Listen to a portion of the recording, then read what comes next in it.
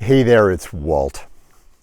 So when we travel and adventure, as we often do, and the travel is of some extended period of time, we travel with these massive bags called mule bags. They're these huge duffel bags, and they're called mule bags because, well, they've seen more than a few miles on the backs of mules. They're actually designed as pack bags, but they're wonderful for carrying climbing gear and camping gear and running gear and all the gear that we use on our travels and adventures.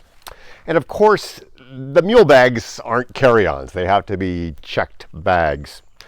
So we're in the middle of this extended flight with multiple connections, and we're sitting in a very crowded departure lounge, and I open up the app for the airline to check on my mule bags because I want my mule bags to get to where we're going.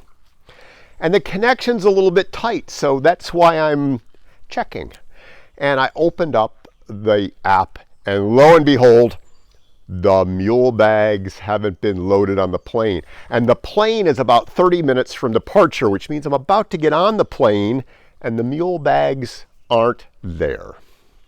So I go up to the attendant at the departure lounge counter, and I ask her name. Her name is Melissa. And I said, Melissa, I'm really worried. I'm looking at my app and I don't see my bags on the plane. And they were supposed to come from here and now they're supposed to be going to there and that's not happening.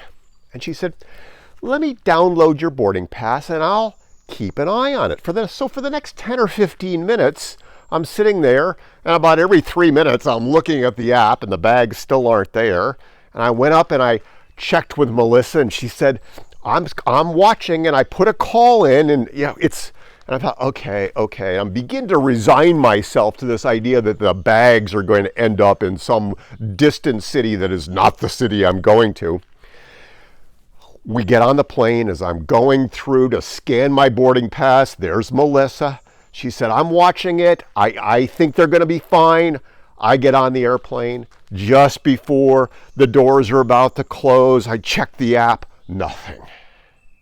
Like, okay, calm down. I'm okay. The bags will get there. Somehow the bags will get there.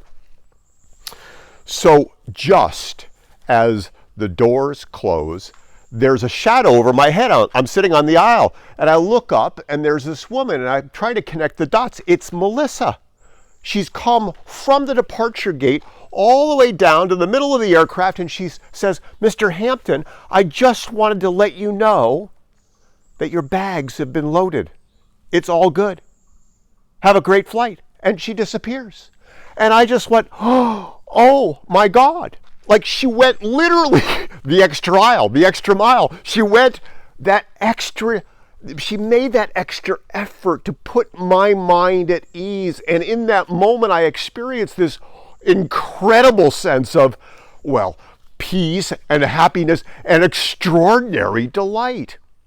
And the truth is, right now, delight is really rare. As clients and customers and human beings out in the world, we have long lines, people cutting us off, road rage. We have long waits on customer service, phone calls. We have just these myriad frustrations all of the time. And as, our cultures become more weary, as the cultures become more fraught with stressors, that lack of delight is even more wanting. It's even more rare.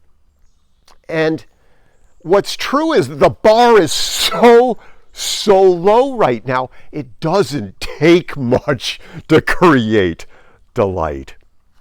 So whether it be, just following up with someone like Melissa did for me, or whether it be a smile at a grocery store, or letting someone else pull out in front of you from the parking lot, or giving somebody else the parking space, or returning a phone call, or sending a simple handwritten note, some simple act of kindness, some simple act of courtesy can change someone's day, can change someone's life, can just elevate us all. And so at this time when delight is so rare, and when experiences by and large are so horrible, the question I have for you is, where can you create delight? And who can you delight today? Make it a great rest of the day, great rest of the week. Bye for now.